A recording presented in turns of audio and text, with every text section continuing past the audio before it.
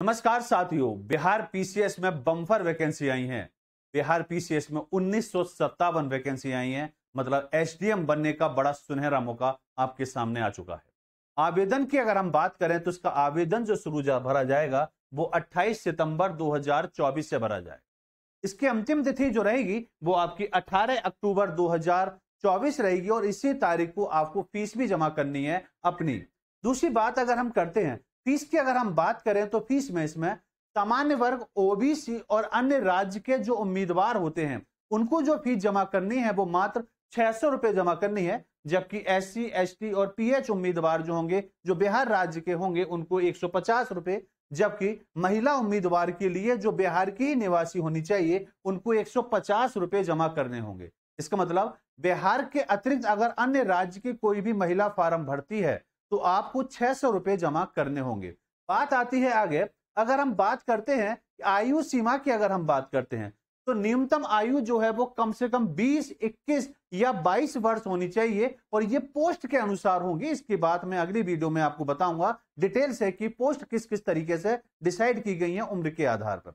आयु की अगर हम बात करें तो अधिकतम आयु 37 वर्ष पुरुष की होनी चाहिए और महिला उम्मीदवार की 40 वर्ष उम्र रखी गई है। इसके अलावा अगर हम बात करते हैं तो आरक्षित श्रेणियों के उम्मीदवारों को नियमों के अनुसार अतिरिक्त आयु में छूट दी गई है। बात अगर हम उस पोस्ट की करते हैं जो बिहार में निकली हैं, उसमें सामान्य वर्ग में अगर पोस्ट की बात करें तो टोटल पोस्ट आपकी 1957 है, जिसमें सामान्य वर्ग की 1082 सीटें हैं। ओबीसी अन्य पिछड़े वर्ग की 315 पोस्ट रखी गई हैं और अत्यंत पिछड़ा वर्ग जो होता है उसके लिए 427, ओबीसी महिलाओं के लिए 59, एससी अनुसूचित जाति के लिए 403, एसटी अनुसूचित जनजाति के लिए 22 और आर्थिक रूप से जो पिछड़ा वर्ग होता है उसके लिए जो पोस्ट रखी गई हैं वो 246 पोस्ट इसके अंतर्गत रखी गई हैं। ये बहुत अच्छा मौका है, इस फॉर्म को बिल्कुल ना छोड़ें और पूरा फायदा उठाइए, अपनी तैयारी को बेहतर करते चलिए।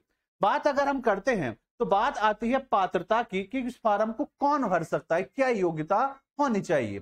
तो आवेदन करने के लिए आपके पास कम से कम किसी भी मान्यता प्राप्त विश्वविद्यालय से स्नातक मतलब बैचलर डिग्री होनी चाहिए और आप उस फॉर्म को भर सकते हैं। बात करते हैं कि परीक्षा का पैटर्न क्या रहता है बिहार पीसीएस का। तो प्रारंभिक परीक्षा में मात्र एक ही पेपर होता है जो पूरी तरह से ऑब्जेक्टिव पेपर होता है। सामान्य तौर पर इसमें जो पेपर होता है जनरल स्टडी का पूछा जाता है, जिसमें 150 प्रश्न आपको इसमें दिए गए होते हैं। प्रत्येक प्रश्न जो होता है वो 1 अंक का होता है और समय जो मिलेगा आपको 2 घंटे का होता है। कोई भी निगेटिव मार्किंग इसमें नहीं है, नकारात्मक अंक नहीं काटे जाते हैं। ये केवल स्क्रीनिंग परीक्षा होती है। क्लियर है कि प्रारंभिक परीक्षा के आधार पर कुछ बच्चों का आकलन किया जाता है मेंस परीक्षा के लिए। बात आती है अब आपकी कि मुख्य परीक्षा, मेन परीक्षा कैसे होती है, कौन कौन से इसमें एग्जाम होते हैं।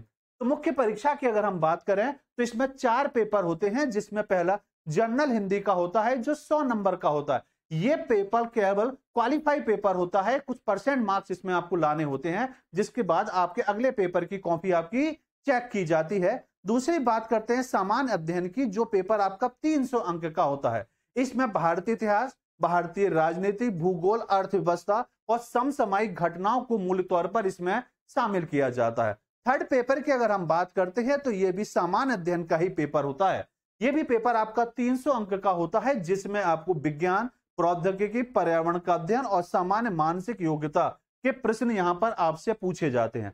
जबकि फोर्थ लेवल का जो पेपर होता है, यह पेपर उम्मीदवारों को एक वैकल्पिक विषय चुनना होता है, जो आपका सब्जेक्ट होगा, ऑप्शनल जो भी आपने रखा होगा उसके आधार पर यह पेपर डिसाइड करा जाता है। मान लीजिए किसी ने हिस्ट्री रखा है, किसी ने ज्योग्राफी रखा है, इधर जो भी सब्जेक्ट जिस बच्चे ने रखा है उसके आधार पर वो अपना आकलन करते हैं। बात करते हैं इसके बाद आपका इंटरव्यू होता है और इंटरव्यू यहां पर आपका 120 अंक का होता है और उसके बाद आपका फाइनल सिलेक्शन होता है। अब बात आती है कि हम सब तैयारी कैसे करें। तो एनसीईआरटी की किताबों को बेसिक तरीके से पढ़ेंगे और आपको ध्यान होगा हम डेली एनसीईआरटी के बेसिक कॉन्सेप्ट को बिल्कुल 6 to 12 के लिए प्रॉपर एनसीईआरटी की सीरीज हम चला रहे हैं, जिसमें अभी साइंस और हिस्ट्री की सीरीज शुरू हुई है और यकीन मानिए पूरा कॉन्सेप्ट यहां पर एनसीईआरटी का आपको पूरा कराया जाएगा। सिर्फ एनसीईआरटी का ही नहीं, करंट अफेयर्स वगैरह बिल्कुल जो आपके एग्जाम से रिलेटेड है उन सभी बिंदुओं पर हम यहां पर विस्तार से चर्चा करते हैं अपने चैनल पर।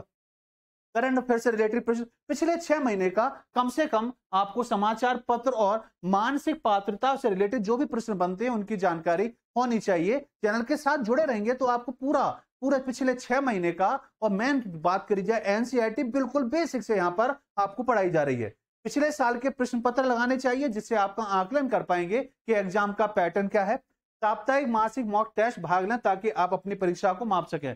प्रत्येक संडे को हमारे यहाँ मॉक टेस्ट होता है, उसमें आप भाग ले सकते हैं और अपना आकलन कर सकते हैं कि बच्चों में आपका क्या स्कोर रहता है। दूसरी बात करते हैं समय प्रबंधन पर विशेष ध्यान दिया जाए। वो जैसे जैसे आप तैयारी बेहतर करते चलेंगे आपका समय प्रबंधन अपने आप ही ठीक होता रहेगा। मैं आशा करूंगा कि अगली बार हम लोग जब मिलें वीडियो में तो हम तैयारी बेहतर तरीके से आगे लेके चलें और आपकी जो तैयारी है उसके लिए हम पूरी तरीके से आपके साथ लगे रहेंगे। धन्यवाद।